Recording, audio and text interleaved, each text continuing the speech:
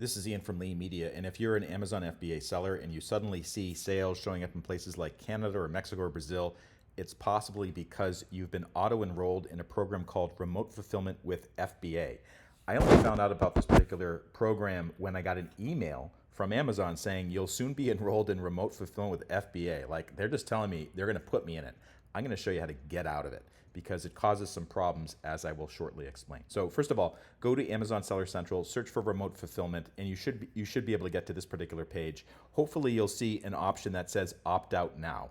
Click on that button, and it says, oh, you're going to lose the opportunity to reach new customers in Brazil and Mexico and Canada and places like that. Yeah, that's exactly what I want to do. And the reason is because when you start selling in these other marketplaces, you can encounter problems. So one thing that I've seen with remote fulfillment by FBA is that customers in Canada, when they see it's made in the USA, they'll return it. They'll dump the product because there's some political problems right now between Canada and the US. Very unfortunate, but understandably, Canadian customers are pissed at US sellers. So I do not want my stuff getting dumped because a Canadian customer all of a sudden realizes that, oh, it's an American seller. We don't want to buy stuff from America.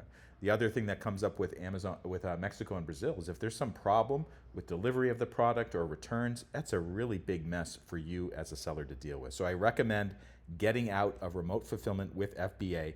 Search your email for remote fulfillment with FBA, and there'll be some links that will explain hopefully how you can get out of it. Or you can go to Seller Central, search for remote fulfillment with FBA. You should come to this page, and there should be an option to opt out of your different marketplaces that Amazon auto-enrolled you in. If this video helped, please take a moment to like it and follow me, and I'll see you next time.